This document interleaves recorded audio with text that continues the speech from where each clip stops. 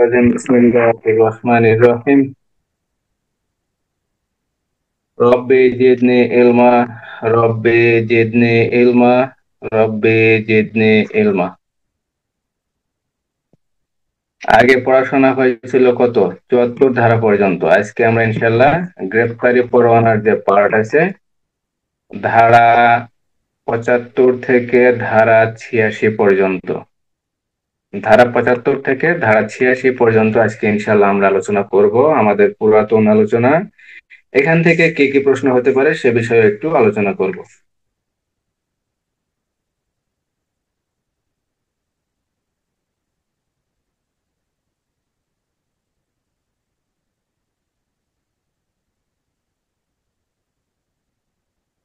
ধারা 75 থেকে ধারা 86 পর্যন্ত এখানে কি কি বিষয়ে প্রশ্ন হতে পারে?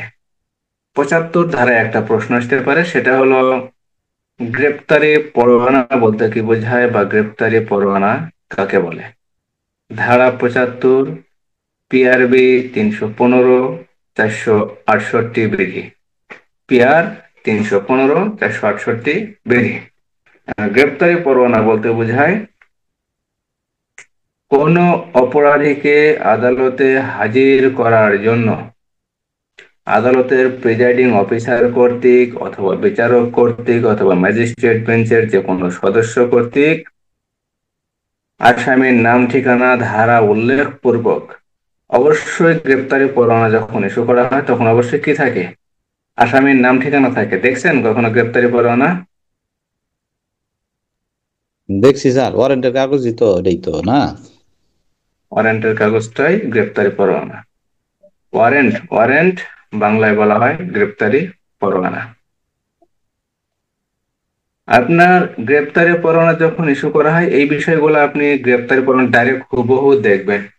এই পরোয়ানাটা কে ইস্যু করে? একজন ম্যাজিস্ট্রেট, একজন বিচারক, একজন জজ, অথবা আদালতের প্রিজাইডিং কোন অফিসার, অথবা আদালত বেঞ্চের কোন সদস্য, ম্যাজিস্ট্রেট বেঞ্চের কোন সদস্য, বা আদালত যেই ইস্যু করুক না কেন, অপরাধী ব্যক্তির বা অভিযুক্ত ব্যক্তির বা আসামির পূর্ণ নাম ঠিকানা উল্লেখ পূর্বক ধারা উল্লেখ সহ, ধারাও তো উল্লেখ থাকে, থাকে না?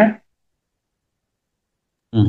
ধারা উল্লেখ পূর্বক আসামির নাম ঠিকানা উল্লেখ পূর্বক যে আদেশনামা ইস্যু করেন এক কপিতে, গ্রেপ্তারি পরোয়ানা সকল পরোয়ানা এক কপিতে ইস্যু করা হয়, সকল পরোয়ানা এক কপিতে ইস্যু করা হয়। ঠিক আছে? তারপর একটু দেখবেন, দেখার চেষ্টা করবেন বিভিন্ন সময় যে পরোয়ানা গুলা যে আসে, এই পরোয়ানা গুলা যেমন ক্রকি পরোয়ানা, এগুলা কয় কপিতে ইস্যু করা হয়। যখন যখন আসবে তখন তখন একটু দেখার চেষ্টা করবেন যে পরোয়ানা গুলা কয় কপিতে ইস্যু করা হয়। গ্রেপ্তারি পরোয়ানা এক কপিতে ইস্যু করা হয়, কারণ গ্রেপ্তারি পরোয়ানা শুধু কার্যকর করা হয়, কাউকে দেওয়া হয় না। আসামি যদি চায়, আসামিকে গ্রেপ্তারি পরোয়ানা দেখানো যাইতে পারে। সে যদি চায় যে গ্রেপ্তারি পরোয়ানা আসলে আছে কিনা বা গ্রেপ্তারি পরোয়ানায় কি লেখা আছে, সে যদি চায়, আসামিকে গ্রেপ্তারি পরোয়ানা দেখানো যায়। কত ধারায় বলা আছে? ধারা 80-তে, মনে আছে? আসামি যদি চায় তাহলে আসামিকে গ্রেপ্তারি পরোয়ানা দেখানো যায়, বা গ্রেপ্তারের যে সারমর্ম আছে পরোয়ানার, তাহলে সারমর্ম বুঝাও দেওয়া যায়। তাহলে ধারা 75-এ বলা হয়েছে, ধারা 75 পিআরবি 315 468 বিধি, এখানে বলা হয়েছে গ্রেপ্তারি পরোয়ানার সংজ্ঞা, গ্রেপ্তারি পরোয়ানা কাকে বলে বা গ্রেপ্তারি পরোয়ানা বলতে কি বোঝায় বা গ্রেপ্তারি পরোয়ানা কি। আরেকটা প্রশ্ন আসতে পারে, গ্রেপ্তারি পরোয়ানা ইস্যু করার পর কতদিন পর্যন্ত বলবৎ থাকে। এখন গ্রেপ্তারি পরোয়ানা আদালত ইস্যু করে কোন কারণে? একজন আসামিকে গ্রেপ্তার করার জন্য। এখন যতদিন পর্যন্ত আসামিকে গ্রেপ্তার করা যাবে না, অথবা যে আদালত গ্রেপ্তারি পরোয়ানা ইস্যু করছে সেই আদালত যদি গ্রেপ্তারি পরোয়ানা বাতিল না করে, তাহলে তো বাতিল না করা পর্যন্ত অথবা গ্রেপ্তারি পরোয়ানা কার্যকরী না হওয়া পর্যন্ত গ্রেপ্তারি পরোয়ানা বলবৎ থাকবে। দুইটা বিষয়, একটা বিষয় পুলিশ অফিসার যদি গ্রেপ্তার করতে যদি সক্ষম না হয়, যতদিন পর্যন্ত গ্রেপ্তার করতে পারবে না ততদিন পর্যন্ত বলবৎ থাকবে, অথবা যে আদালত গ্রেপ্তারি পরোয়ানা ইস্যু করে সেই আদালত যদি গ্রেপ্তারি পরোয়ানা বাতিল না করে ততদিন পর্যন্ত বলবৎ থাকবে। ধারা 75-এর 2। ধারা 75-এর 2। আর গ্রেপ্তারি পরোয়ানা যদি একবার বাতিল করা হয়, ওই গ্রেপ্তারি পরোয়ানা পুনরায় নবায়ন করা যায় না। গ্রেপ্তারি পরোয়ানা কে বাতিল করতে পারেন বা কোন আদালত বাতিল করতে পারেন?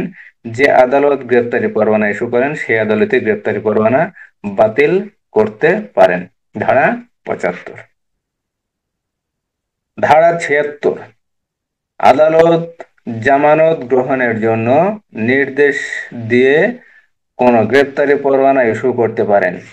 ধারা 76 আমরা জানি, ধারা 76-এর 1-এ বলা হয়েছে, কোনো আদালত অথবা বিচারক অথবা ম্যাজিস্ট্রেট বেঞ্চের কোনো সদস্য অথবা প্রিজাইডিং অফিসার যখন কোনো গ্রেপ্তারি পরোয়ানা ইস্যু করেন, সেই গ্রেপ্তারি পরোয়ানা ইস্যু করার ক্ষেত্রে তিনি যদি লিখে দেন গ্রেপ্তারি পরোয়ানার ভিতরে যে আসামি যদি জামিন নিতে চায় অথবা আসামি যদি মুচলেকা দিতে চায় অথবা আসামি যদি জামিনদার সংগ্রহ পূর্বক বন্ড বা জামানত দিয়ে যদি সে কি সে যদি জামানত নিতে জামানত দিয়ে যদি সে মুক্তি পেতে চায় মুক্তি পেতে চায় অথবা জামিন গ্রহণ করতে চায়, তাহলে তাকে কি করা যেতে পারে? জামিনদার নিয়ে অথবা মুচলেকা নিয়ে বা জামানত নিয়ে ওই ব্যক্তিকে ছেড়ে দেওয়া যেতে পারে। ধারা 76-এর 1। এখানে কে এই আদেশগুলো লেখা দিতে পারেন? এটা যে আদালত বা যে বিচারক বা যে ম্যাজিস্ট্রেট বা যে প্রিজাইডিং অফিসার এই গ্রেপ্তারি পরোয়ানা ইস্যু করবেন, তিনি নিজেই এই বিষয়গুলা উল্লেখ করবেন। ধারা 76-এর 1। এখানে তিনি কি কি বিষয় উল্লেখ করবেন? এখানে তিনি উল্লেখ করবেন ওই ব্যক্তি যাকে গ্রেপ্তার করা হবে তাকে যদি পর্যাপ্ত জামিনদার সহ একটি মুচলেকা সম্পাদনের মাধ্যমে ছেড়ে দেওয়া যায়, তাহলে সে যদি জামিনদার সংগ্রহ করতে পারে বা জামানত দিতে যদি আগ্রহ হয় বা সে যদি মুচলেকা সম্পাদন করতে যদি চায়, তাহলে কি করা যেতে পারে? জামিনদার সহ মুচলেকা সম্পাদনের মাধ্যমে তাকে ছেড়ে দেওয়া যেতে পারে। ধারা 76-এর 1। ধারা 76-এর 2।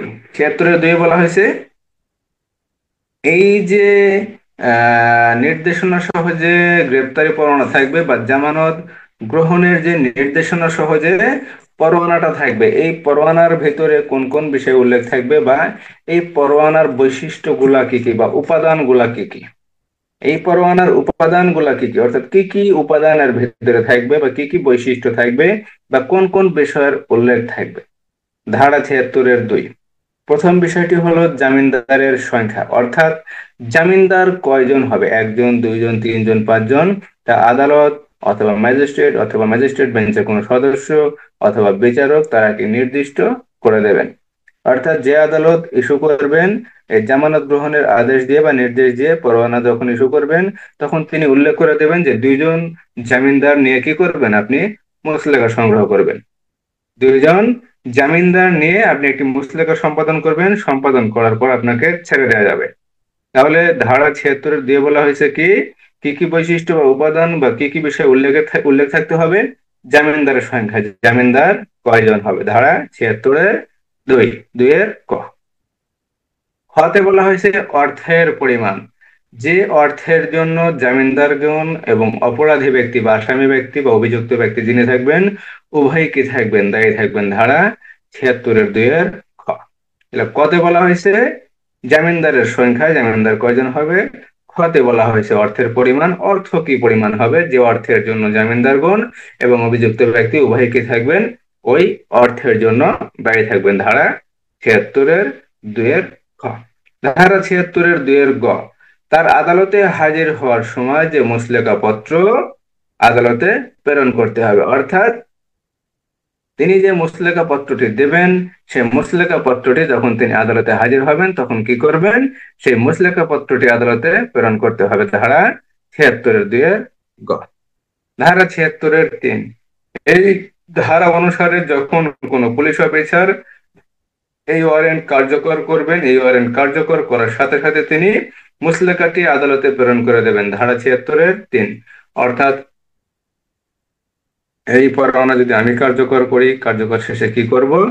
যদি জামানত গ্রহণ পূর্বক বা জামিনদার সহ মুচলেকা সম্পাদন করে আমি যদি অপরাধী ব্যক্তিকে ছেড়ে দেই, তাহলে যে মুচলেকাটি আমি নেব অপরাধী ব্যক্তির নিকট থেকে, সে মুচলেকা কি করতে হবে? ওই ওয়ারেন্টের কপির সাথে আপনাকে ইস্যুকৃত আদালতে ফেরত প্রদান করতে হবে বা প্রত্যর্পণ করতে হবে। ধারা 76-এর 3।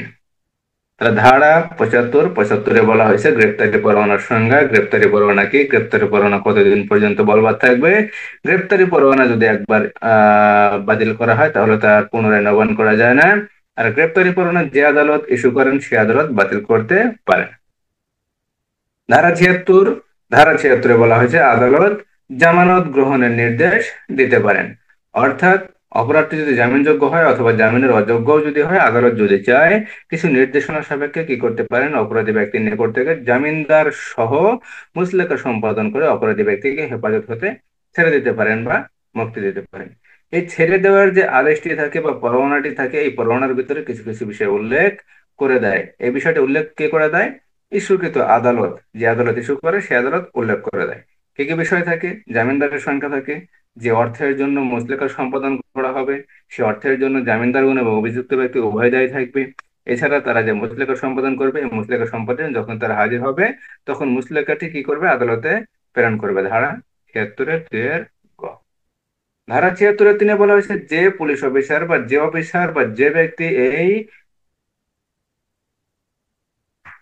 এই পরোয়ানা কার্যকর করবেন তিনি অবশ্যই পরোয়ানা কার্যকর করার সাথে সাথে আপনার কি করতে হবে, মুচলেকাটি আদালতে প্রেরণ করতে হবে। অর্থাৎ তিনি যে মুচলেকা অপরাধীর নিকট থেকে নেবেন বা মুচলেকা সম্পাদন করবেন, সেই মুচলেকাটি অবশ্যই ইস্যুকৃত পরোয়ানা ইস্যুকৃত আদালতে প্রত্যর্পণ করতে হবে বা ফেরত পাঠাইতে হবে। ফেরত না, এটা প্রত্যর্পণ করতে হবে, কারণ আদালত তো আর দেয় নাই যে আমি ফেরত পাঠাবো। আমি এটা সম্পাদন করছি, মুচলেকা নিয়েছি এগুলোর থেকে, মুচলেকাটি নিয়ে পরবর্তী প্রয়োজনীয় ব্যবস্থা গ্রহণ করার জন্য আমি আদালতের কাছে পাঠিয়ে দেবো যে আমি তার নিকট থেকে মুচলেকা সম্পাদন করছি, মুচলেকা সম্পাদন করে তাকে আমি হেফাজত থেকে মুক্তি দিছি বা জামিন দিছি বা ছেড়ে দিছি।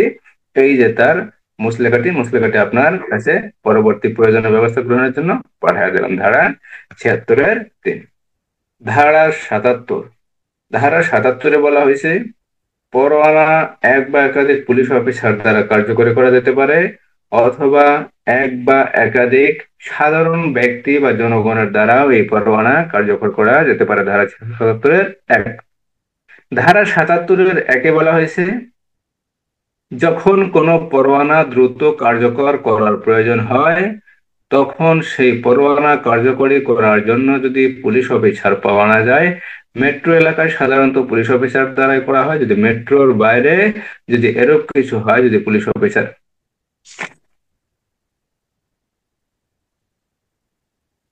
যদি এরূপ পুলিশ অফিসার যদি পাওয়া না যায় তাহলে এই পরোয়ানা কার্যকরী করার জন্য এক বা একাধিক ব্যক্তির উপর নির্দেশিত করা যেতে পারে এবং সেই নির্দেশনা মোতাবেক এক বা একাধিক ব্যক্তি এই পরোয়ানা কার্যকরী করতে পারেন। ধারা 77-1।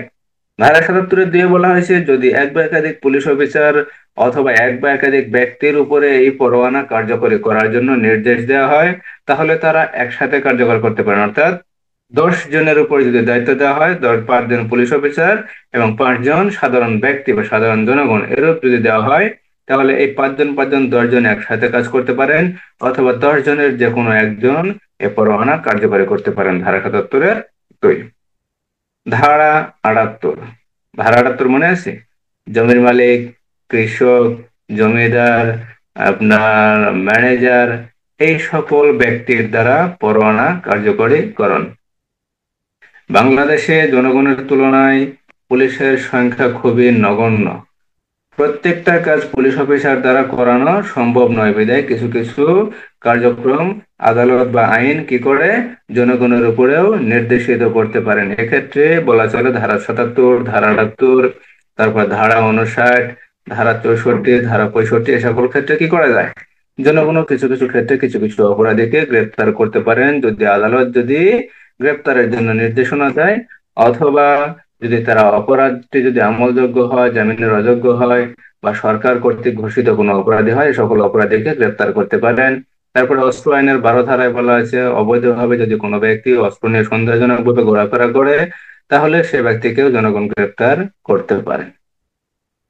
তো ধারা 78-এ বলা হয়েছে যখন কোনো জমির মালিক অথবা কৃষক অথবা ম্যানেজার এদের দ্বারা পরোয়ানা কার্যকরী করার জন্য নির্দেশনা দেন তখন এই সকল ব্যক্তি কি করবেন, পরোয়ানাটি বুঝে নেবেন, বুঝে নিয়ে স্বাক্ষর করবেন স্বাক্ষর করে তাদের ওই এলাকায় বা তাদের যে নির্দিষ্ট জায়গা থাকবে বা তাদের যে জমি জমা থাকবে, সেই জমি জমা যদি অপরাধী যদি বা অভিযুক্ত ব্যক্তি বা আসামি যদি প্রবেশ করে, তাহলে তারা তাকে গ্রেপ্তার করবেন, গ্রেপ্তার করে পুলিশ অফিসারের নিকট হস্তান্তর করবেন, পুলিশ অফিসার তাদেরকে পুনরায় গ্রেপ্তার করবেন। ধারা 78। ধারা 78। এছাড়াও অপরাধীকে যদি জামিনে ছেড়ে দেওয়া যায় অথবা আপনার যে গ্রেপ্তারি পরোয়ানা থাকে, জামানত গ্রহণের যদি নির্দেশনা থাকে, 76 ধারা অনুযায়ী যদি জামানত গ্রহণের কোনো নির্দেশনা থাকে, তাহলে জামানত গ্রহণ পূর্বক পুলিশ অফিসার কি করতে পারবেন, তাদেরকে ছেড়ে দিতে পারবেন। ধারা 78-3। ধারা 79, পুলিশ অফিসারের নামে যখন কোনো পরোয়ানা আসে, অর্থাৎ থানার ভারপ্রাপ্ত কর্মকর্তা কি করতে পারেন, অধস্তন কোনো কর্মচারী দ্বারা বা কর্মকর্তা দ্বারা পরোয়ানা কার্যকরী করাইতে পারেন। ধারা 79, কোন পুলিশ অফিসারের উপর যদি পরোয়ানা নির্দেশিত হয়, তিনি সেই পরোয়ানা অধস্তন দ্বারা কার্যকরী করাতে পারেন। ধারা 79। ধারা 80 বলা হয়েছে পরোয়ানার সারমর্ম জানাইতে হবে অথবা দেখাইতে হবে। আপনি যাকে গ্রেপ্তার করতে যাবেন অথবা যে অপরাধী বা আসামি বা অভিযুক্ত ব্যক্তিকে আপনি গ্রেপ্তার করতে যাবেন, সেই অপরাধী ব্যক্তি যদি পরোয়ানার সারমর্ম জানতে চায় অথবা পরোয়ানা যদি সে দেখতে চায়, তাহলে পরোয়ানাটি তাকে দেখানো যাবে অথবা পরোয়ানার সারমর্ম তাকে বোঝানো যাবে বা পড়ে শোনানো যাবে। ধারা 80। ধারা 61, ধারা 81 একই কথা বলা আছে, অনতিবিলম্বে অথবা 24 ঘন্টার ভিতরে অপরাধী ব্যক্তিকে অথবা আসামিকে কি করতে হবে, আদালতে প্রেরণ করতে হবে। ধারা 82 ধারায় বলা আছে, আপনার ফৌজদারি কার্যবিধি আইনের 58 ধারায় বলা আছে, বিনা পরোয়ানায় গ্রেপ্তারের ক্ষেত্রে অপরাধী ব্যক্তিকে বাংলাদেশের যে কোনো স্থানে অনুসরণ করে গ্রেপ্তার করা যাবে। ধারা 67 ধারায় বলা আছে, হেফাজত হতে পলায়ন করেছে। ধারা 66, পুলিশ হেফাজত হতে পলায়ন করেছে এরূপ যে কোনো ব্যক্তিকে বা অপরাধীকে বাংলাদেশের যে কোনো জায়গায় অনুসরণ করে গ্রেপ্তার করা যাবে। ধারা 82 বলা হয়েছে একই কথা, এখানে শুধু বলা হয়েছে পরোয়ানা মূলে যদি কোনো অপরাধী ব্যক্তি বা আসামি ব্যক্তি যদি পলায়ন করে, তাহলে তাকে পরোয়ানা মূলে বাংলাদেশের যে কোনো স্থানে তাকে গ্রেপ্তার করা যাবে। ধারা 82। ধারা 83। ধারা 83 বলা হয়েছে, এখতিয়ারের বাইরে যদি পরোয়ানা কার্যকরী করার প্রয়োজন হয়, তাহলে ম্যাজিস্ট্রেট বা আদালত কি করতে পারেন, ওই এলাকার সংশ্লিষ্ট যে আদালত বা ম্যাজিস্ট্রেট থাকবেন তার বরাবর কি করতে পারেন, পরোয়ানা প্রেরণ করতে পারেন। ধারা 83-1। ধারা 83-1 যখন পরোয়ানা প্রেরণ করা হবে, তারা স্বাক্ষর পূর্বক কি করবেন, এই পরোয়ানা গ্রহণ করবেন। এখানে সংশ্লিষ্ট এলাকার ম্যাজিস্ট্রেট অথবা সংশ্লিষ্ট এলাকার পুলিশ সুপার অথবা পুলিশ কমিশনার বরাবর এই পরোয়ানা প্রেরণ করা যায়। এই পরোয়ানাটি যখন প্রেরণ করা যাবে কার্যকর করার জন্য, তারা কি করবেন, স্বাক্ষর পূর্বক এই পরোয়ানা গ্রহণ করবেন। আর 83 বলা হয়েছে, এই পরোয়ানার প্রয়োজনীয় ব্যবস্থা গ্রহণ করার জন্য অথবা পরোয়ানা কার্যকরী করার জন্য দ্রুত ব্যবস্থা গ্রহণ করবেন। ধারা 83-2। ধারা 84। ধারা 84 বলা হয়েছে, এখতিয়ারের বাইরে যদি নিজ এলাকার পুলিশ অফিসার দ্বারা পরোয়ানা কার্যকরী করার প্রয়োজন হয়, তাহলে কি করা যায়, ওই পরোয়ানা নিজ এলাকার পুলিশের উপর নির্দেশনা করা যায় যে এই তোমার নামে পরোয়ানাটা দিলাম, বা এই অফিসার বা এই তোমার থানায় কি আসামি বসবাস করতো, বা তার বাড়ি তোমার থানা এলাকায়, তুমি এই আসামি এখন আমাদের জায়গায় বসবাস করো, তুমি তাকে গ্রেপ্তারের প্রয়োজনীয় ব্যবস্থা গ্রহণ করো। যদি এরকম কোন নির্দেশনা দেয় ধারা 84-1, তাহলে সেই নির্দেশনা মোতাবেক পরোয়ানা কি করতে হবে, পরোয়ানা নিয়ে সংশ্লিষ্ট ওই অপরাধী ব্যক্তি বর্তমানে, এখন অপরাধটা যদি অপরাধী ব্যক্তির বাড়ি যদি পাবনা সদর থানা যদি হয়, আর অপরাধী বর্তমানে যদি আপনার ঢাকার মনে করেন যে শাহবাগ এলাকায় বসবাস করে, অথবা ঢাকার সাভার এলাকায় অথবা আশুলিয়া এলাকায় যদি সে যদি বসবাস করে, তাহলে কি করা যেতে পারে, তো ঢাকা জেলার পুলিশ সুপার বরাবর এই পরোয়ানা নিয়ে রিপোর্ট করা যেতে পারে, অথবা সংশ্লিষ্ট এলাকার যে থানার অফিসার থাকবে, ওসি থাকবে, তার কাছে রিপোর্ট করা যেতে পারে, অথবা সংশ্লিষ্ট এলাকার যে ম্যাজিস্ট্রেট থাকবেন, সেই ম্যাজিস্ট্রেটের কাছে কি করা যেতে পারে, এই পরোয়ানা কার্যকরী করার জন্য অনুমতি নেওয়া যেতে পারে। ধারা 84-1। ধারা 84-2, তারা যখন এই পরোয়ানা কি করবেন, স্বাক্ষর করবেন অর্থাৎ অনুমতি দেবেন, সেই অনুমতি দেওয়ার পর পর সংশ্লিষ্ট থানার ওসি বা অফিসার ইনচার্জ বা ভারপ্রাপ্ত কর্মকর্তা তিনি কি করবেন, তার থানা এলাকার পুলিশ অফিসার দ্বারা এই গ্রেপ্তারি পরোয়ানা কার্যকরী করার ক্ষেত্রে সাহায্য করবেন। ধারা 84-2। ধারা 84-3 বলা হয়েছে, আপনি পুলিশ অফিসার পাবনা সদর থানার আপনি পরোয়ানা কার্যকরী করতে যাবেন আশুলিয়া থানায়, ঢাকা আশুলিয়া বা সাভার থানায়। এখন আপনার যদি মনে হয় যে আমি রিপোর্ট করব, রিপোর্ট করতে গেলে 2-4-5 ঘন্টা সময় লাগতে পারে, বা কখন অনুমতি দেবে, কখন অফিসারকে পাবো কখন পাবো না, এই বিষয়ে যদি আপনার সন্দেহ হয় বা আপনার যদি মনে হয় যে না, সংশ্লিষ্ট অপরাধী পালিয়ে যেতে পারে বা অপরাধ সংশ্লিষ্ট যদি কোনো তথ্য বা প্রমাণ বা সাক্ষ্য যদি থাকে সেই জিনিসটা নষ্ট করতে পারে বা গোপন করতে পারে, তাহলে আপনার এরূপ যদি কিছু মনে হয়, তাহলে আপনি সরাসরি কোনো জায়গায় রিপোর্ট করা ব্যতীত আপনি সংশ্লিষ্ট আসামিকে গ্রেপ্তার করতে পারেন। গ্রেপ্তার করে আপনি পরোয়ানা কার্যকরী করতে পারেন ধারা 84(3)। ধারা 85, আপনি যখন আসামিকে গ্রেপ্তার করবেন, গ্রেপ্তার করার পর যদি আপনার মনে হয় যে আপনি সংশ্লিষ্ট এলাকা থেকে 20 কুড়ি মাইল, 20 মাইল না, 20 মাইলের যদি বেশি দূরত্ব যদি হয়, সেক্ষেত্রে আপনি সংশ্লিষ্ট এলাকার পুলিশ সুপার বা পুলিশ কমিশনার বা ম্যাজিস্ট্রেটের নিকট কি করতে পারেন, অপরাধীকে রেখে আসতে পারেন ধারা 85। ধারা 86 বলা হচ্ছে, যখন আপনি কোনো অপরাধীকে গ্রেপ্তার করার পর সংশ্লিষ্ট এলাকার ম্যাজিস্ট্রেট, পুলিশ কমিশনার বা পুলিশ অফিসারের নিকট বা পুলিশ সুপারের নিকট অপরাধীকে রেখে আসবেন, তখন তাদের কার্যক্রম তারা কি করবেন? তারা সর্বপ্রথম দেখবেন যে পরোয়ানায় যার নাম উল্লেখ করা আছে আসলে যাকে গ্রেপ্তার করা হয়েছে তারা সেম কিনা। যদি সেম হয় তাহলে অবশ্যই যে আদালত পরোয়ানা ইস্যু করছে সে আদালতে ফেরত পাঠানোর চেষ্টা করবেন বা প্রত্যর্পণ করার চেষ্টা করবেন, আসামি সহ পরোয়ানা সহ। আসামি পরোয়ানা সহ ফেরত পাঠানোর চেষ্টা করবেন ধারা 86(1)। ধারা 86(1)-এর প্রথম শর্ত হলো, এখানে অপরাধটি যদি জামিনযোগ্য হয় তাহলে অপরাধী ব্যক্তিকে জামিনে মুক্তি দেওয়ার চেষ্টা করতে হবে। আর দ্বিতীয় শর্তে বলা আছে, অপরাধটি যদি জামিনের অযোগ্য হয় সেক্ষেত্রে অপরাধী ব্যক্তি যদি মুচলেকা সম্পাদন করতে পারে অথবা জামানত গ্রহণ করতে পারে বা জামানত দিতে চায় বা জামানতের মাধ্যমে যদি মুক্তি দেওয়া যায়, সেক্ষেত্রে কি করা যেতে পারে, মুচলেকা গ্রহণ পূর্বক ওই অপরাধী ব্যক্তিকে জামিনে ছেড়ে দেওয়া যেতে পারে ধারা 86(1)। ধারা 86(1). তাহলে ধারা 75 থেকে ধারা 86 পর্যন্ত কোন ধারায় বুঝতে কোনো সমস্যা আছে?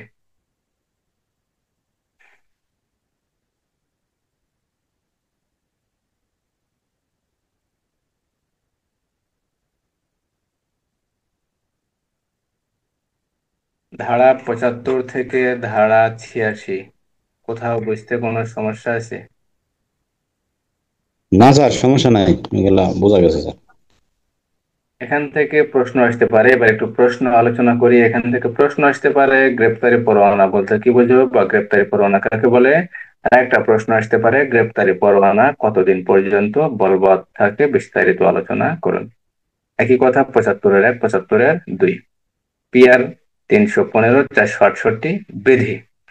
আবার যদি প্রশ্ন হয়, আপনি পাবনা সদর থানার একজন সাব ইন্সপেক্টর, আপনার নাম মোহাম্মদ আব্দুর রহিম, আপনাকে আপনার সংশ্লিষ্ট এলাকার ম্যাজিস্ট্রেট বা আদালত আপনাকে নির্দেশিত করলো যে আপনি রহিম নামক একজন অপরাধীকে গ্রেপ্তার করবেন, কিন্তু রহিম নামক অপরাধী বর্তমানে ঢাকা জেলার সাভার থানার অন্তর্ধীন কোনো একটা জায়গায় সে বসবাস করে।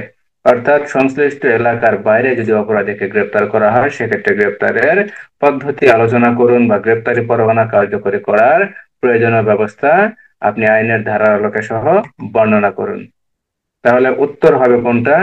যদি সংশ্লিষ্ট এলাকার পুলিশ অফিসার দ্বারা গ্রেপ্তার করাইতে চায়, তাহলে ধারা 84, ধারা 85, ধারা 86। আপনি গ্রেপ্তার করবেন যদি 20 মাইল হয়, তাহলে 20 মাইল দূরে হলে আপনি সংশ্লিষ্ট এলাকার পুলিশ সুপার, ম্যাজিস্ট্রেট বা অথবা পুলিশ কমিশনার তাদের কাছে কি করবেন, রেখে আসবেন।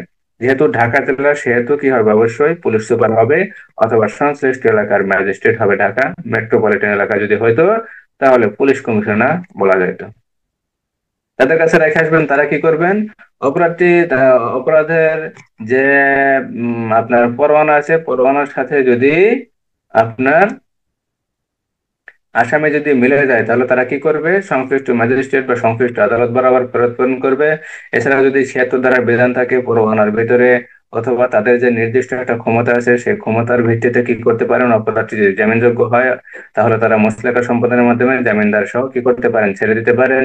আবার অপরাধটি যদি জামিনের অযোগ্য হয় অথবা অপরাধী যদি জামিনের অযোগ্য হয়, জামিন যদি তাকে দেওয়া না যায়, সেক্ষেত্রে অপরাধী যদি ফৌজদারি কার্যবিধি আইনের 497 ধারা অনুযায়ী কোনো নারী হয় বা কোনো শিশু হয় বা কোনো অসুস্থ ব্যক্তি হয়, সেক্ষেত্রে জামানত গ্রহণ পূর্বক অথবা জামিনদার সংগ্রহ করে জামানত গ্রহণ পূর্বক বা মুচলেকা সম্পাদন করে ওই অপরাধী ব্যক্তিকে ছেড়ে দেওয়া যেতে পারে ধারা 86 2।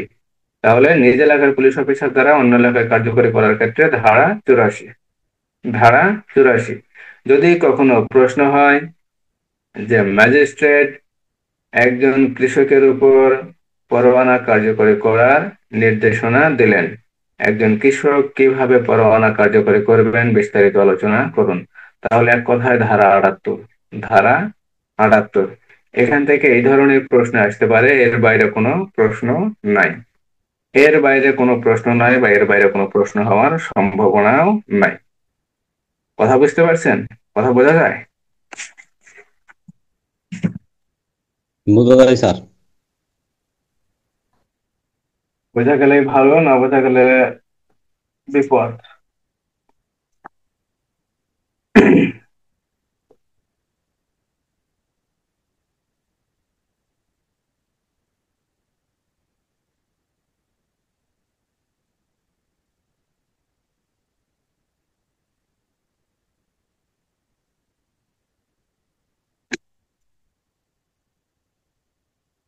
বিসমিল্লাহির রহমানির রহিম। আমরা গতকালকে আলোচনা করছিলাম 339 ধারা থেকে। কত ধারা? 339 ধারা থেকে 300 কত ধারা পর্যন্ত? 346 ধারা পর্যন্ত। মনে আছে?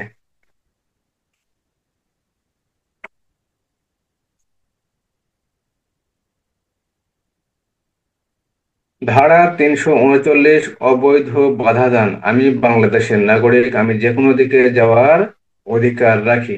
এখন কোনো ব্যক্তি যদি আমার যাওয়ার ক্ষেত্রে বাধা দান করে অথবা বাধার সৃষ্টি করে, আর এই বাধা যদি স্বেচ্ছাকৃতভাবে হয়, তাহলে সেই ব্যক্তি অবৈধ বাধা দান করেছে বলে গণ্য হবে। ধারা 339 শাস্তি ধারা 341। ধারা 340 অবৈধ অবরোধ। অবৈধ অবরোধ অর্থাৎ অবৈধ অবরোধ বলতে কি বোঝায়? অবৈধ অবরোধ বলতে বোঝায় যদি কোনো ব্যক্তি অপর কোনো ব্যক্তিকে নির্দিষ্ট সীমাবদ্ধ কোনো এলাকার ভিতরে যদি আটকিয়ে রাখে অথবা নির্দিষ্ট এলাকার বাইরে যেতে যদি বাধার সৃষ্টি করে বা নিরস্ত করে, তাহলে সেই ব্যক্তি অবৈধ অবরোধ করেছে বলে গণ্য হবে। ধারা 340।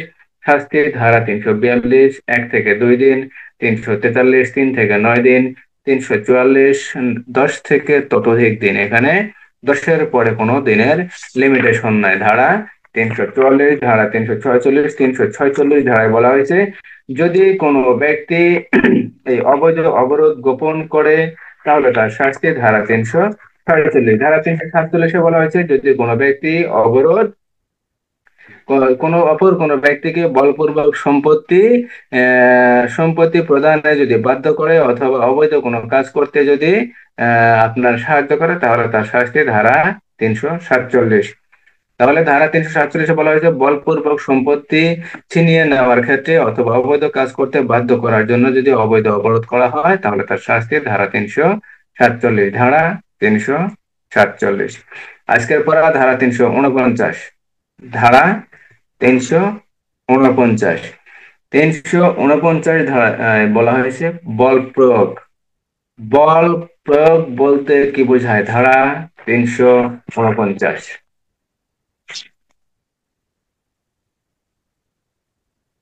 বল প্রয়োগ বলতে বোঝায় যদি কোনো ব্যক্তি অপর কোনো ব্যক্তিকে গতিশীল করায়। আপনি দাঁড়িয়ে আছেন, আপনাকে যদি আমি ধাক্কা দেই, আপনি সামনের দিকে কি হবেন? অগ্রসর হবেন। অথবা আপনি চলমান আছেন, আপনাকে যদি আমি সামনে থেকে একদম দাঁড়ায় যাই, তাহলে আপনার গতি কি হবে? রোধ হবে। অথবা আপনার গতি যদি আমি পরিবর্তন করাই, তাহলে ওই ব্যক্তি বল প্রয়োগ করেছে বলে গণ্য হবে। ধারা 349। অর্থাৎ কোনো ব্যক্তি যদি তার কোনো কার্য দ্বারা বা তার কোনো একটা কার্য দ্বারাই যদি কোনো ব্যক্তি অপর কোনো ব্যক্তিকে তার কোনো কার্য দ্বারা কি করে? গতির সৃষ্টি করে বা গতির পরিবর্তন করে অথবা গতির রোধ করে, তাহলে সেই ব্যক্তি ওই ব্যক্তিকে বল প্রয়োগ করেছে বলে গণ্য হবে। ধারা 349। যখন একজন মানুষ আর একজন মানুষকে কিভাবে এই বল প্রয়োগটা করতে পারে? এই বল প্রয়োগটা তিন ভাবে করা যেতে পারে। এই তিনটা উপায়ের যে কোনো একটা উপায় যদি হয় তাহলে সে অবশ্যই বল প্রয়োগ করেছে বলে গণ্য হবে। তাহলে তিনটা বিষয় কি? গতির সৃষ্টি করা, গতির সৃষ্টি করা। আপনি বসে আছেন অথবা দাঁড়িয়ে আছেন, আপনি গল্প করতেছেন, আমি ধাক্কা দেওয়ার মাধ্যমে অথবা হাত দিয়ে ধাক্কা দিই বা শরীরের দিয়ে ধাক্কা দিই অথবা অন্য কোনো বস্তু বা অন্য কোনো পানির দ্বারা যদি আপনাকে চলতে যদি আপনি বাধ্য করি, অথবা আপনি চলা অবস্থায় আছেন আপনাকে দাঁড়াইতে যদি বাধ্য করি, অথবা আপনি যাবেন একদিকে আমি যদি অন্যদিকে যদি আপনার গতি পরিবর্তন করে দেই, তাহলে অবশ্যই সেটা বল প্রয়োগ হবে বলে গণ্য হবে। আপনার অবৈধ যে বাধা দান, বল প্রয়োগ প্রায় কাছাকাছি। অবৈধ বাধা দান কি? আপনি যে কোনো দিকে যে কোনো সময় যাইতে পারেন কিন্তু আপনাকে যেতে দেওয়া হচ্ছে না, সেটাই হবে কি অবৈধ বাধা দান। আর অবৈধ আপনার বল প্রয়োগটা হবে এমন যে আপনি দাঁড়ায় আছেন, আপনাকে যাইতে বাধ্য করতেছি, আপনার গতি আহ, আপনাকে গতিশীল করে দিলাম, অথবা আপনি গতিশীল অবস্থায় আছেন অর্থাৎ চলমান অবস্থায় আছেন, আপনাকে কি করলাম আপনার গতি রোধ করে দিলাম অর্থাৎ যে কোনো ভাবে আপনাকে থেমে দিলাম। অথবা আপনি একটা গতিতে আছেন, ওই গতির আমি কি করলাম পরিবর্তন করে দিলাম, এটাই কি হবে বল প্রয়োগ হবে। এখন একটা বল প্রয়োগ কিভাবে করা যায়? তিনটা আপনার বল প্রয়োগের ক্ষেত্রে তিনটা উপাদান থাকবে। একটা উপাদান হলো আপনার গতি সৃষ্টি করা, একটা গতি রোধ করা, একটা গতির পরিবর্তন করা। আর এই বল প্রয়োগের ক্ষেত্রে আপনি তিন ভাবে বল প্রয়োগটা করতে পারেন। কয় ভাবে? তিন ভাবে বল প্রয়োগ করতে পারেন। একটা বিষয় হলো আপনার দৈহিক শক্তি দ্বারা, আপনার যে শক্তি আছে এই শক্তি প্রয়োগের মাধ্যমে আপনি বল প্রয়োগ করতে পারেন, অথবা কোনো বস্তুর দ্বারা আপনি অপর কোনো ব্যক্তির সংস্পর্শে গিয়ে আপনি কি করতে পারেন আহ তাকে বল প্রয়োগ করতে পারেন। আর একটা বিষয় হলো কোনো প্রাণীর দ্বারা, অর্থাৎ গরু, ছাগল, ভেড়া, কুকুর, অর্থাৎ যে কোনো প্রাণীর দ্বারা আপনি কি করতে পারেন কোনো ব্যক্তির গতি পরিবর্তন করতে পারেন, কোনো ব্যক্তিকে গতিশীল করতে পারেন, বা কোনো ব্যক্তির গতি আপনি রোধ করতে পারেন। অর্থাৎ এইগুলো যে কোনো একটা আপনি করলে অবশ্যই সেটা বল প্রয়োগ হবে। তাহলে যে কোনো ব্যক্তিকে আপনি কি করতে পারেন কোনো বস্তুর দ্বারা, আপনার দৈহিক শক্তি দ্বারা, অথবা কোনো প্রাণীর দ্বারা আপনি বল প্রয়োগ করতে পারেন। ধারা 349, ধারা 349। তাহলে তিন ভাবে কি করা যায় বল প্রয়োগ করা যায়? আপনার দৈহিক শক্তি দ্বারা, আপনার কি কোনো বস্তুর দ্বারা, অথবা কোনো প্রাণীর দ্বারা। তাহলে তিন ভাবে কি করা যায় বল প্রয়োগ করা যায়। আর বল প্রয়োগের ক্ষেত্রে তিনটি উপায় যে কোনো একটি একটি ঘটলে কি হবে সেই ব্যক্তি বল প্রয়োগ করেছে বলে গণ্য হবে। কোনো ব্যক্তির গতিশীল করা, কোনো ব্যক্তিকে গতির রোধ করা, অথবা কোনো ব্যক্তির গতির পরিবর্তন করা, সেই তিনটা উপাদানের যদি একটা উপায় থাকে তাহলে সেই ব্যক্তি বল প্রয়োগ করেছে বলে গণ্য হবে। ধারা 349। ধারা 350, ধারা 350 অপরাধমূলক বল প্রয়োগ। এখন অপরাধমূলক বল প্রয়োগ করতে বলতে কি বোঝায়? আপনি বল প্রয়োগ যে কোনো ব্যক্তিকে যে কোনো সময় করতে পারেন।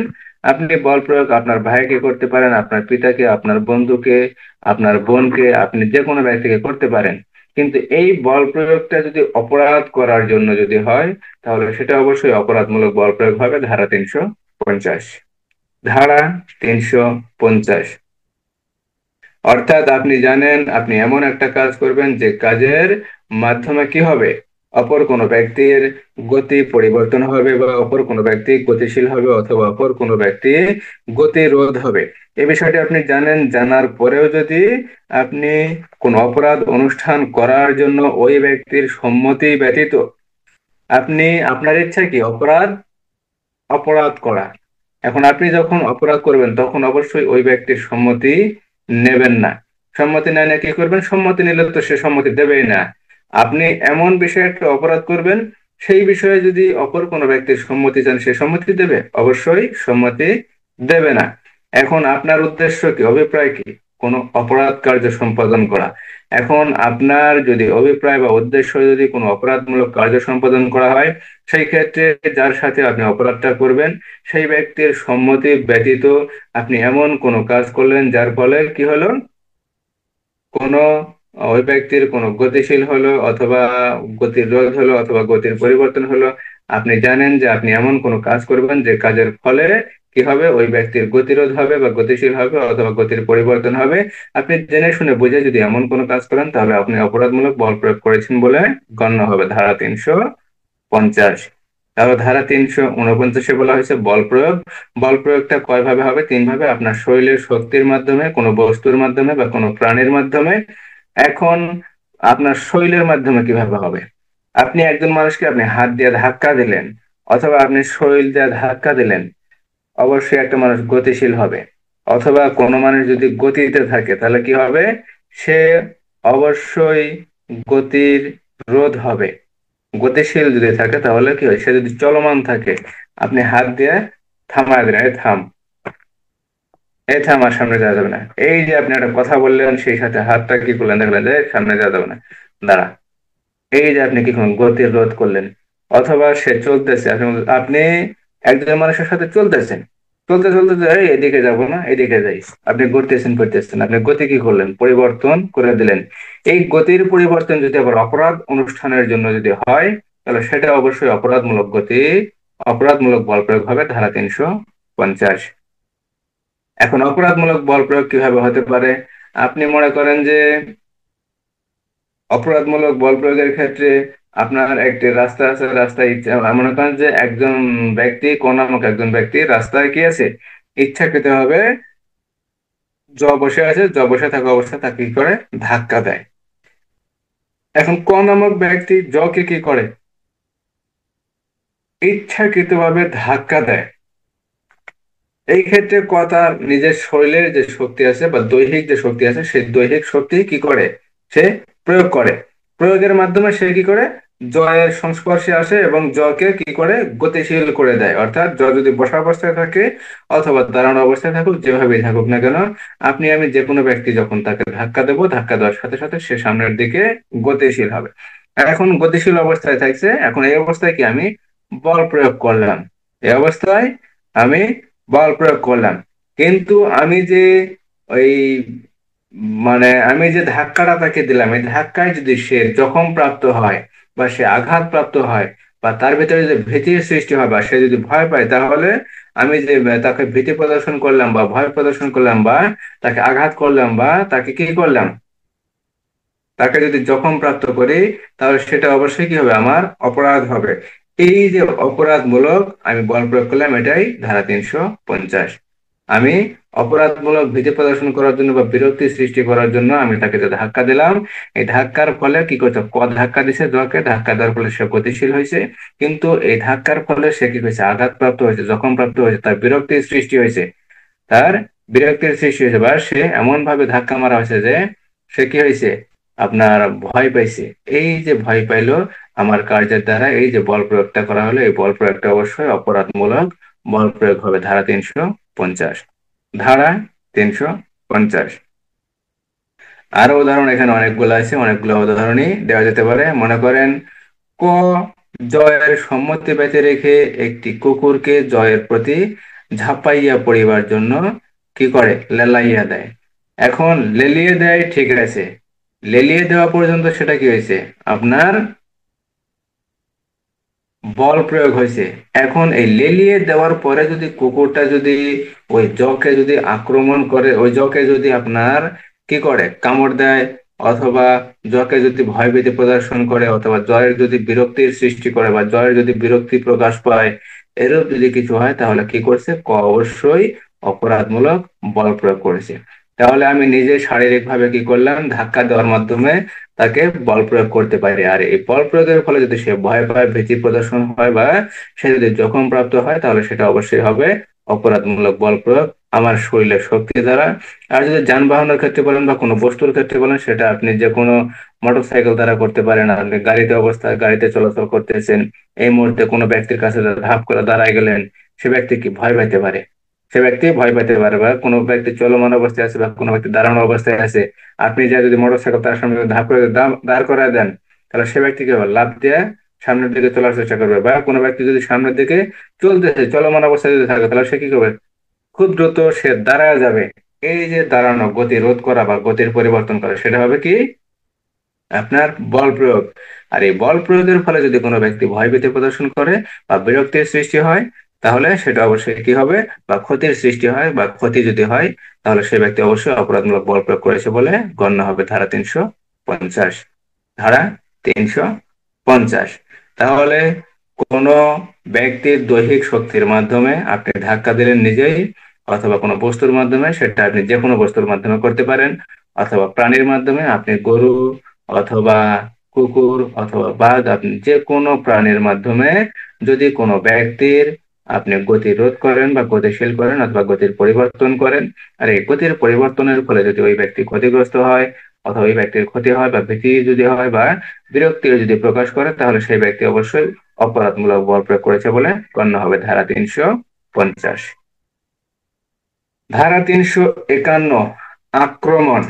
ধারা 351, আমরা এর আগে পড়েছিলাম ধারা 159, মনে আছে আপনাদের?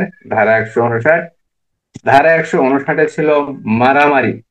আসলে মারামারি বলতে কি বোঝায়? দুই বা ততোধিক ব্যক্তি যদি প্রকাশ্য কোনো স্থানে ঝগড়াঝাটি করে, তাহলে ঝগড়াঝাটি করার ফলে যদি গণশান্তি যদি বিঘ্নিত হয় বা গণশান্তি যদি নষ্ট হয়, তাহলে সেই ব্যক্তি মারামারি করে বলে কি হবে, গণ্য হবে। আসলে কি মারামারি বলতে আমরা ওটা বুঝি? আমরা গ্রাম অঞ্চলে যেগুলো মানুষ আছি যারা বসবাস করি, তারা মারামারি বলতে বুঝি যে কিলিয়াকিলি ঘষাঘষি অলরেডি হয়ে গেছে, এটা মারামারি নয়, এটা আঘাত। এটা অবশ্যই আঘাত। আর এখন আমরা পড়বো আক্রমণ। তাহলে ধারা 159 পড়ছিলাম মারামারি, আর ধারা 151 বলা হয়েছে আক্রমণ। আক্রমণ বলতে কি বোঝায়? আক্রমণ বলতে বোঝায় যদি কোনো ব্যক্তি অপর কোনো ব্যক্তিকে এরূপ উদ্দেশ্যে বা অভিপ্রায়ে এমন কোনো প্রকার অঙ্গভঙ্গি করে বা প্রস্তুতি নেয়, যার ফলে এই অঙ্গভঙ্গি এবং প্রস্তুতির কারণে অপর কোনো ব্যক্তির মনে কি করে, এমন কোনো আশঙ্কা জাগায় বা এমন কোনো আশঙ্কা জাগানোর সম্ভাবনা আছে যে অঙ্গভঙ্গকারী ব্যক্তি বা যে ব্যক্তি কি করে অঙ্গভঙ্গি করে, সেই ব্যক্তি অপর ব্যক্তির প্রতি কি করতে পারে, অপরাধমূলক বল প্রয়োগ করতে পারে, তাহলে সেই ব্যক্তি আক্রমণ করে বলে গণ্য হবে। ধারা 351। ধারা 351। তাহলে 351 ধারার মূল বিষয় কি? আপনি এমন কোন অঙ্গভঙ্গি করলেন অথবা আপনি এমন কোন প্রস্তুতি নিলেন যে প্রস্তুতির ফলে আপনার আশেপাশে যারা উপস্থিত আছে এমন কোনো ব্যক্তির মনে যদি আশঙ্কা জাগে অথবা ভয়ভীতি জাগে যে সেই ব্যক্তি আপনার উপর বল প্রয়োগ করতে পারে, কি করতে পারে, 349 ধারায় বল প্রয়োগ করতে পারে, তাহলে আপনি আক্রমণ করেছেন বলে গণ্য হবে। ধারা 351। ধারা 351, কথা কি বোঝা যায় না মাথার উপর দিয়ে যায়? বোঝা যায় স্যার। একটা উদাহরণ দেই। ক এমন অভিপ্রায়ে একটি হিংস্র কুকুরকে উন্মোচন করিতে আরম্ভ করে, যার দ্বারা জয়ের প্রতি জন্মে এবং ভীতি জন্মে। এই ভীতি জন্মানোর ফলে সে কুকুরটিকে দিয়ে জয়কে আক্রমণের উদ্যোগ করিতেছে। ক জয়ের প্রতি আক্রমণ করিয়াছে। অর্থাৎ এখানে যে উদাহরণটা দেওয়া হয়েছে যে কয়েকটা মনে করেন যে খাঁচার ভিতরে আটকা আছে, আপনি কি করছেন, খাঁচাটা খুলে দিলেন। এখন আপনার মনে হইতেছে বা কর যে ভাবভঙ্গি বা অঙ্গভঙ্গি যে যে জিনিসটা আপনি প্রকাশ পাইতেছে, একটা মানুষ যখন একটা মানুষ কি করবে, আক্রমণ করবে, এই আক্রমণ করার ক্ষেত্রে আপনার মনে হতে পারে এবার তার ভাবভঙ্গি চলাফেরা দেখে কিন্তু অনেক কিছুই প্রকাশ পায়।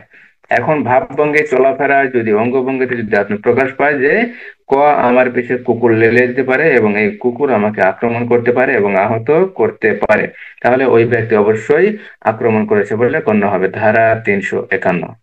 ধারা 351। এই কুকুরের সংখ্যাটা উদাহরণটা কিন্তু আবার 350 ধারাতেও আছে, অপরাধমূলক বল প্রয়োগ। এখন কুকুর যদি আপনাকে দৌড়ানি দেয়, কুকুর যদি দৌড়ানি দেয় সেক্ষেত্রে হবে কি, অপরাধমূলক বল প্রয়োগ, কারণ আপনাকে গতিশীল করে তুলছে। এখন আর আক্রমণের কথা বলছে যে আপনি এমন ভাবে অঙ্গভঙ্গি করতেছেন, আপনার অঙ্গভঙ্গি এমন ভাবে করতেছেন যে মনে হইতেছে বা আপনি এমন কোন প্রস্তুতি নিতেছেন, এখনই মনে হইতেছে যে আপনি আমার উপরে বল প্রয়োগ করবেন, অথবা ওই প্রস্তুতি গ্রহণকারী বা অঙ্গভঙ্গি যে ব্যক্তি করে সেই ব্যক্তির আশেপাশের অন্য কোনো ব্যক্তি যদি মনে হয় যে সেই ব্যক্তি কি করতে পারে, আমার উপরে এখন বল প্রয়োগ করতে পারে, তাহলে সেটা অবশ্যই আক্রমণ বলে গণ্য হবে, ধারা 351। আমি তোমাকে মার দেব। উদাহরণ, আমি তোমাকে মার দেব। ক জকে এই কথা বলে একটি লাঠি নেয়। ঠিক আছে, ক জকে এই কথা বলে একটি লাঠি নেয়, কিন্তু যদিও ক কর্তৃক উচ্চারিত কথা কিছুতেই আক্রমণ বলে গণ্য হতে পারে না। এখানে ক যে বলছে আমি তোমাকে মার দেব, এই পর্যন্তই যদি থাকে তাহলে সেটা অবশ্যই আক্রমণ হবে না, কারণ কথার দ্বারা আক্রমণ করা যায় না। কথার সাথে কি থাকতে হবে? অঙ্গ ভঙ্গি থাকতে হবে। এখন লাঠি নিছেন আপনি, যে লাঠির কথাটা বলা আছে, এখানে ক নামক ব্যক্তি লাঠিটা নিয়ে সুন্দর করে যদি মাথার উপর যদি এরকম যদি উঠায়, তাহলে অবশ্যই তার যে অঙ্গভঙ্গি হবে বা তার যে একটা প্রস্তুতি থাকবে, সে প্রস্তুতিতে দেখা যাবে যে না, সে আমাকে বল প্রয়োগ করতে পারে বা আঘাত করতে পারে। সে তার যে অঙ্গভঙ্গি, এই অঙ্গভঙ্গি থেকে যদি মনে হয় যে ক নামক ব্যক্তি আমার উপরে বল প্রয়োগ করবে, তাহলে সে অবশ্যই আক্রমণ করে বলে গণ্য হবে। ধারা 351। ধারা 351। ধারা 349 বল প্রয়োগ, ধারা 350 অপরাধমূলক বল প্রয়োগ, ধারা 351 আক্রমণ। আর একটা উদাহরণ, শুধু মুখের কথাতেই আক্রমণ বলে গণ্য করা যায় না, যেমন আমি তোমাকে মার দেব, এই কথা পর্যন্তই আক্রমণ হয় না।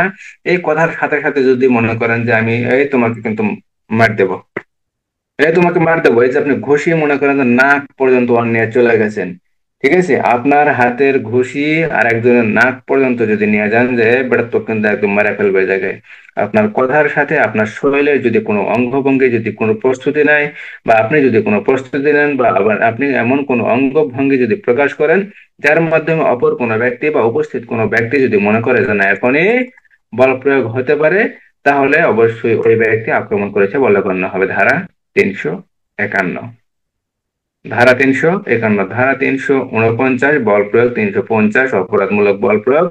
অপরাধ করার উদ্দেশ্যে যদি বল প্রয়োগ করা হয়, আর এই বল প্রয়োগের ফলে যদি কোনো ব্যক্তির ক্ষতি হয়, কোনো ব্যক্তির ভীতি প্রদর্শন হয়, বা কোনো ব্যক্তি যদি ভয় পায় বা বিরক্তির যদি সৃষ্টি হয়, তাহলে ওই ব্যক্তি অপরাধমূলক বল প্রয়োগ করেছে বলে গণ্য হবে। ধারা 350।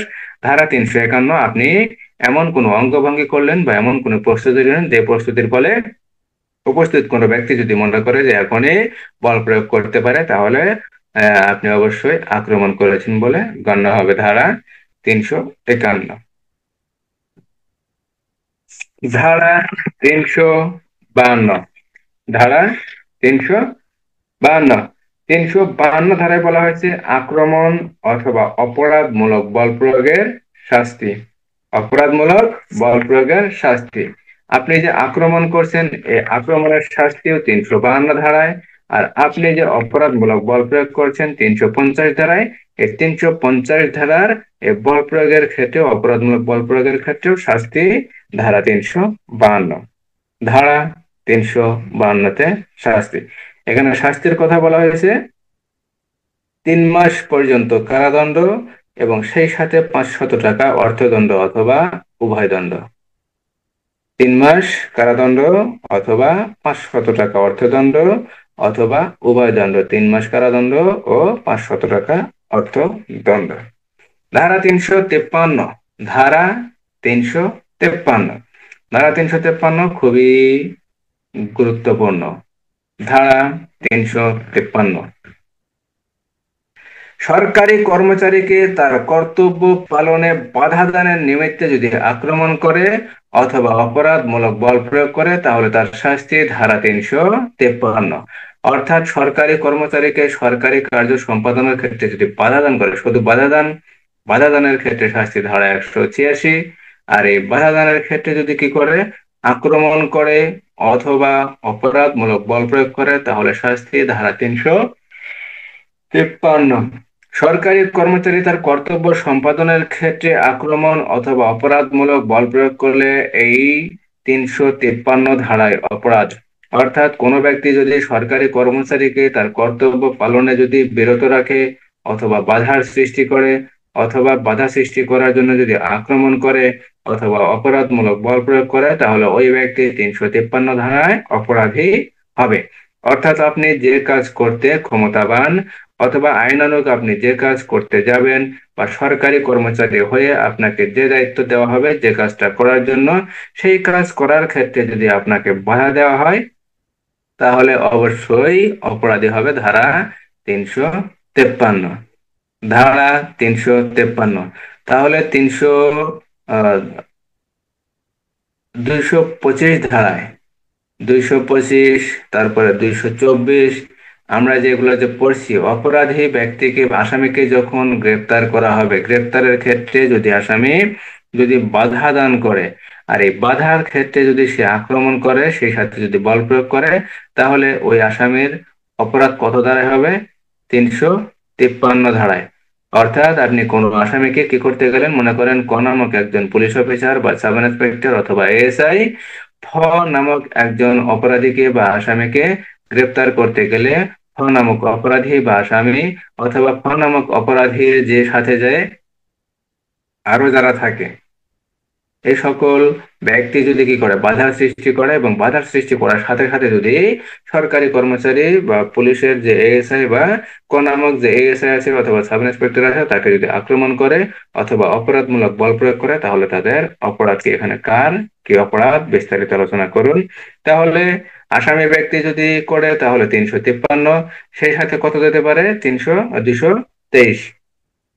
223 গ্রেপ্তারে বাধা দান, 223। আর 353 যদি আক্রমণ করে আর যদি বল প্রয়োগ করে।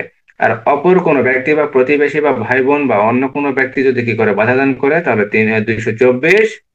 224 সেই সাথে কত, 224 না, সরি, 225। 225 আর 353। কারণ 224-এ বলা হয়েছে যদি কোনো ব্যক্তিকে গ্রেপ্তারের ক্ষেত্রে যদি অন্য কোনো ব্যক্তি যদি বাধা দান করে, অর্থাৎ আসামি না, আসামি বাধা দান করলে 224, আর অন্য কোনো ব্যক্তি যদি বাধা দান করে তাহলে 225। এই 225-এর সাথে আক্রমণের যাবে কত, 353 ধারা। দণ্ডবিধির 353 ধারা। একটা হবে গ্রেপ্তারের ক্ষেত্রে বাধা দিল, সেই সাথে আক্রমণ করলো অথবা অপরাধমূলক বল প্রয়োগ করলো, কাকে, সরকারি কর্মচারীকে। এখন পুলিশ অফিসার গ্রেপ্তার করতে গেছে, একজন সাব ইন্সপেক্টর হোক অথবা একজন এএসআই হোক অথবা কনস্টেবল হোক, যেই যাক না কেন, সে তো একজন সরকারি কর্মচারী। এখন সরকারি কর্মচারীকে যদি সরকারি কার্য সম্পাদনের ক্ষেত্রে যদি বাধা দান করা হয় বা বাধার সৃষ্টি করা হয় বা বাধা দেওয়ার নিমিত্তে যদি আক্রমণ করা হয় বা বল প্রয়োগ করা হয়, তাহলে তার অপরাধ হবে ধারা 353। তো ধারা 349 বল প্রয়োগ, 350 অপরাধমূলক বল প্রয়োগ, 351 আক্রমণ, 352 আক্রমণ ও অপরাধমূলক বল প্রয়োগের শাস্তি, 353। 53-তে বলা হয়েছে সরকারি কর্মচারীকে যদি সরকারি কার্য সম্পাদনের ক্ষেত্রে যদি আক্রমণ করা হয়, বাধা দেওয়ার নিমিত্তে যদি আক্রমণ করা হয় অথবা অপরাধমূলক বল প্রয়োগ করা হয়, তাহলে তার শাস্তি ধারা 353। ধারা 353। ধারা 354, কোন নারীর শালীনতা নষ্ট করার অভিপ্রায়ে বা উদ্দেশ্যে যদি তাকে আক্রমণ করা হয় অথবা অপরাধমূলক বল প্রয়োগ করা হয়, তাহলে তার শাস্তি ধারা 354। আমরা নারী ও শিশু নির্যাতন দমন আইনের শালীনতা নষ্ট করা অথবা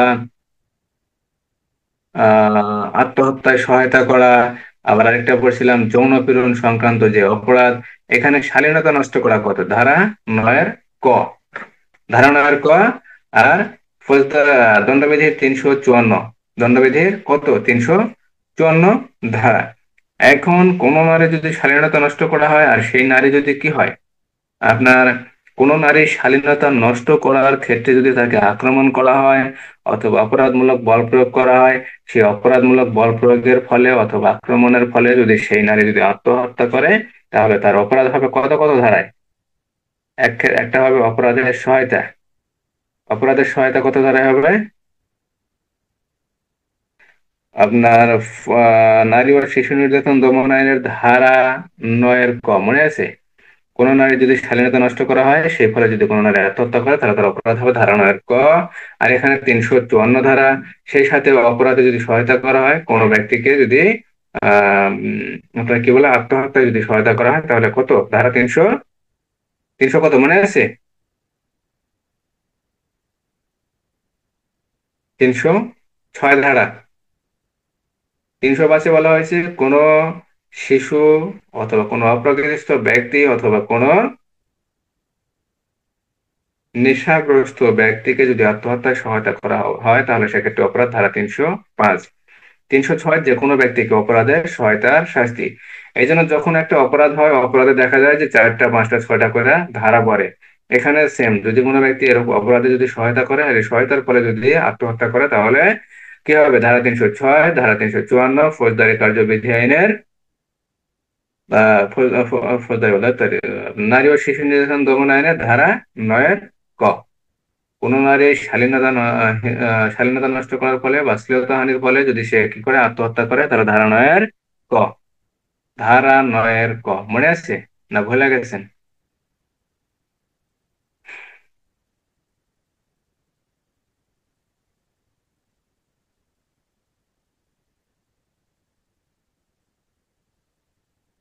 তাহলে ধারা 349 বল প্রয়োগ, ধারা 350 অপরাধমূলক বল প্রয়োগ, ধারা 351 আক্রমণ, ধারা 352 আক্রমণ ও অপরাধমূলক বল প্রয়োগের শাস্তি, ধারা 353 সরকারি কর্মচারীকে বাধা দানের নিমিত্তে যদি আক্রমণ করা হয় অথবা অপরাধমূলক বল প্রয়োগ করা হয় তাহলে তার শাস্তি, ধারা 353।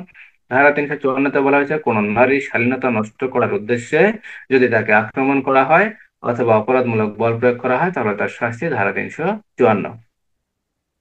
ধারা 356, ধারা 356 কোন ব্যক্তি কর্তৃক বাহিত সম্পত্তি চুরি করার উদ্যোগে আক্রমণ অথবা অপরাধমূলক বল প্রয়োগ করার শাস্তি, ধারা 356। এখন আক্রমণ বলতে আমরা বুঝি কি? এমন কোন অঙ্গভঙ্গি করা যার ফলে ওই ব্যক্তি বুঝতে পারবে যে এখন আমার উপর বল প্রয়োগ করা হতে পারে, অথবা অপরাধমূলক বল প্রয়োগ করা বলতে কি? আপনি এমন ভাবে কোনো বল প্রয়োগ করবেন যে বল প্রয়োগ অপরাধমূলক বল প্রয়োগ হবে, তাহলে সেটা এই অপরাধমূলক বল প্রয়োগ করার জন্য অথবা আক্রমণ করার জন্য যদি আপনি কি করেন, আপনি কোনো বাহিত সম্পত্তি চুরি করার উদ্যোগে যদি কোনো আক্রমণ করেন অথবা অপরাধমূলক বল প্রয়োগ করেন তাহলে আপনার শাস্তি হবে ধারা 356। এটা সাধারণত আপনার ওই চুরির ক্ষেত্রে হয়, অথবা দেখা যায় ঢাকা শহরে বিভিন্ন সময় কি দেখা যায়, আপনার পকেট থেকে যদি একটা মোবাইল নিয়ে নিল, অথবা আপনার পকেট পকেট থেকে কি করলো, চোরে মনে করেন যে একটা মানি ব্যাগ নিয়ে নিল, নেওয়ার পর কি করে ধাক্কা দেয়। ধাক্কাটা কেন দেয়, এই ধাক্কাটা কেন দেওয়া হয় বা এই আক্রমণটা কেন করা হয়? কারণ আপনাকে যদি ধাক্কা মেরে যদি নিচে ফেলে দেওয়া যায়, আপনাকে যতক্ষণ ফেলে দেওয়া হবে এই সময় আপনি উঠতে উঠতে দেখবেন যে ওই চোর অথবা ছিনতাইকারী যে ব্যক্তি হোক না কেন সে আর ওই ঘটনাস্থলে নাই, সে পলাতক। এই জন্য কি করা হয়, আক্রমণ করা হয় বা অপরাধমূলক বল প্রয়োগ করা হয়, অর্থাৎ আপনার গতি হয় পরিবর্তন করা হয়, না হলে গতিশীল করা হয়, অথবা গতি আপনার রোধ করা হয়, ধারা 356। কোনো ব্যক্তি যখন কোনো বস্তু সঙ্গে নিয়ে যাইতে থাকে, মনে করেন আপনি কোনো মোবাইল আপনার সাথে নিয়ে যাইতেছেন, অথবা আপনার সাথে কোনো দামি বা কোনো মূল্যবান কোনো বস্তু বা কোনো জিনিস আপনি নিয়ে যাইতেছেন, সেই বস্তু বা ওই ব্যক্তির পরিহিত কোনো বস্তু চুরি করবার সময় চোর যদি ওই ব্যক্তিকে আক্রমণ করে অ- অথবা ওই ব্যক্তির প্রতি যদি অপরাধমূলক বল প্রয়োগ করে তাহলে সে এই 356 ধারা অনুযায়ী কি হবে, দণ্ডনীয় অপরাধে অপরাধী হবে। আর এই ক্ষেত্রে শাস্তি হবে তার 2 বছর কারাদণ্ড এবং অর্থদণ্ড অথবা উভয় দণ্ড, ধারা 356। অর্থাৎ আপনি মনে করেন বাজার থেকে একটা স্বর্ণের চেন নিয়ে যাইতেছেন, আপনার সাথে মনে করেন একটা স্বর্ণের চেন আছে, বা আপনার হাতে একটা স্বর্ণের চেনের মনে করেন যে একটা বক্স আছে, অথবা চোরে দেখছে বা চোরেরা আপনাকে লক্ষ্য করছে যে আপনি স্বর্ণের দোকান থেকে বের হয়েছেন, আপনার কাছে কোনো স্বর্ণ টর্ণ কোনো জাতীয় কিছু পাওয়া যেতে পারে, অথবা আপনি একটা মোবাইল কিনছেন, নতুন মোবাইল কিনে নিয়ে আপনি বাজার থেকে বাড়ির দিকে যাইতেছেন, এক্ষেত্রে চোর মনে মনে ভাবতেছে যে আপনার থেকে কি মোবাইলটা চুরি করে নেবে, এই উদ্দেশ্যে যদি রাস্তার ভিতরে আপনাকে কি করে আক্রমণ করে অথবা চুরি করবার উদ্দেশ্যে যদি আপনাকে অপরাধমূলক বল প্রয়োগ করে তাহলে তার শাস্তি হবে ধারা 356। অর্থাৎ তার উদ্দেশ্য হলো চুরি করা, চুরি করার উদ্দেশ্যে যদি আক্রমণ করা হয় অথবা অপরাধমূলক বল প্রয়োগ করা হয় তাহলে তার শাস্তি, ধারা 356। আর এই চুরিটা অবশ্যই বাহিত সম্পত্তির চুরি, অর্থাৎ বাইরের সম্পত্তি। কোথাকার সম্পত্তি? বাইরের সম্পত্তি। পরিহিত সম্পত্তি না বা অন্য কোনো সম্পত্তি না। এটা হলো বাহিত সম্পত্তি বা বহনকৃত সম্পত্তি। আপনি যেটা বহন করে নিয়ে যাইতেছেন, সেটা আপনার হাতে হোক বা সেটা আপনার পকেটে হোক বা সেটা আপনার কোনো ব্যাগে হোক, আপনি যেভাবে বহন করে নিয়ে যাবেন না কেন, সেই সম্পত্তি চুরি করার উদ্দেশ্যে যদি কোনো চোর আক্রমণ করে অথবা বল প্রয়োগ, অপরাধমূলক বল প্রয়োগ করে, তাহলে তার শাস্তি ধারা 356। ধারা 356। এখানে সাধারণত পকেট মার যারা থাকে এদেরকে এই 356 ধারার অপরাধে অপরাধী করা হয়। কাদেরকে? পকেট মারদেরকে। পকেট মাররা কি করে? পকেট মারে। তারা তো পকেট মারা চুরি করে। এই যে চোরগুলা থাকে, এই চোরগুলাকে কি করা হয়? পকেট মারদেরকে কি করা হয়? এই 356 ধারায় অপরাধী করা হয়। ধারা 356। তাহলে ধারা 349 থেকে ধারা 356 বুঝতে কোনো সমস্যা আছে?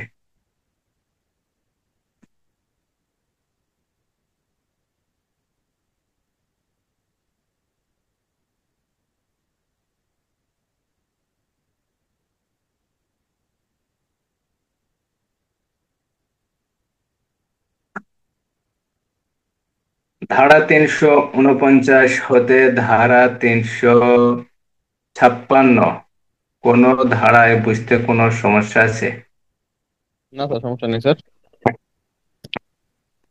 যদি সমস্যা থাকে অবশ্যই আগামীকালকের ক্লাসে জানাবেন। আগামীকালকে শুক্রবার, যদি পারি রাত্রে ক্লাস হতে পারে, আবার নাও হতে পারে, কারণ আগামীকালকে আবার একটু ব্যস্ত থাকবো। শুক্রবার এমনিতেই ক্লাস হয় না। তবে যদি ইনশাল্লাহ সময় পাই ক্লাস নেওয়ার চেষ্টা করবো, আপনাদেরকে আমি ইনশাল্লাহ জানাই দেবো। ঠিক আছে? আমি চাইতেছি দণ্ডবিধি আইনটা এই মাসের ভিতরেই যেন শেষ হয়ে যায়। অলরেডি আজকে 13 তারিখ, 13 দিন, আরো 15 দিন সময় আছে। এই 15 দিনের ভিতরে ইনশাল্লাহ শেষ তো হবেই। এর ভিতরে আমরা এই দণ্ডবিধি শেষ হওয়ার সাথে সাথে আমরা ফৌজদারি কার্যবিধি একটা রিভিশনের করার চেষ্টা করব ইনশাআল্লাহ। আল্লাহ পাক কবুল করুক। চেষ্টায় থাকি, চেষ্টার ত্রুটি রাখা যাবে না। আর আগামীকালকে লিখিত পরীক্ষা হবে, অলরেডি প্রশ্ন করা আমার শেষের দিক। ঠিক আছে? এই প্রশ্নটা যদি করা হয়ে যায় তাহলে ইনশাল্লাহ আগামীকালকে আমি দিয়ে দেব। আপনারা একটু পরীক্ষা দেওয়ার চেষ্টা করবেন। অবশ্যই অবশ্যই সাপ্তাহিক যে পরীক্ষাগুলো হয় এই পরীক্ষাগুলো দেওয়ার চেষ্টা করবেন। আর যে প্রশ্নগুলো করা হইতেছে এই প্রশ্নগুলো অবশ্যই নিজেদের সংরক্ষণে রেখে দেবেন। ঠিক আছে? নিজেদের সংরক্ষণে রেখে দেবেন, যে ভবিষ্যতে দেখা যায় এই প্রশ্নগুলোর ভিতর থেকে কোনো প্রশ্ন কমন পড়ে কিনা, লিখিত পরীক্ষায় কোনো প্রশ্ন কমন পড়ে কিনা। অবশ্যই ইনশাল্লাহ পড়বে, আশা করি ইনশাল্লাহ পড়ার কথা। তাহলে আপনারা ইনশাল্লাহ ভালো থাকেন। আর আগামীকালকে একটু লিখিত পরীক্ষা দেওয়ার জন্য অবশ্যই ইনশাল্লাহ প্রস্তুতি নেন। লিখিত পরীক্ষা আপনার প্রশ্ন হবে প্রত্যেকটা আইন থেকেই, আমি পড়ার চেষ্টা করছি। শুধু সড়ক পরিবহন আইন, এই নতুন একটা ধারা, এই নতুন আইন এখান থেকে করি নাই। আর ছোট ছোট 2-3টা আইন বাদ দেওয়া হয়েছে যেগুলো বেশি গুরুত্বপূর্ণ, সেদিকেই বেশি জোর দেওয়া হয়েছে, বিশেষ করে ফৌজদারি কার্যবিধি আইন আর দণ্ডবিধি আইন। ফৌজদারি কার্যবিধি আর দণ্ডবিধি আইন, এছাড়া অস্ত্র আইন, নারী শিশু, মাদকদ্রব্য, এগুলো গুরুত্বপূর্ণ। এগুলা থেকেও প্রশ্ন হওয়ার সম্ভাবনা আছে। প্রশ্ন আমি করছি অলরেডি। আপনি একটু দয়া করে লিখিত পরীক্ষায় অংশগ্রহণ করবেন। ঠিক আছে? সবাই একটু সময় নিয়ে অংশগ্রহণ করবেন আর পরীক্ষা দেওয়ার চেষ্টা করবেন। তাহলে ইনশাল্লাহ সবাই ভালো থাকেন। আসসালামু আলাইকুম ওয়া রাহমাতুল্লাহ।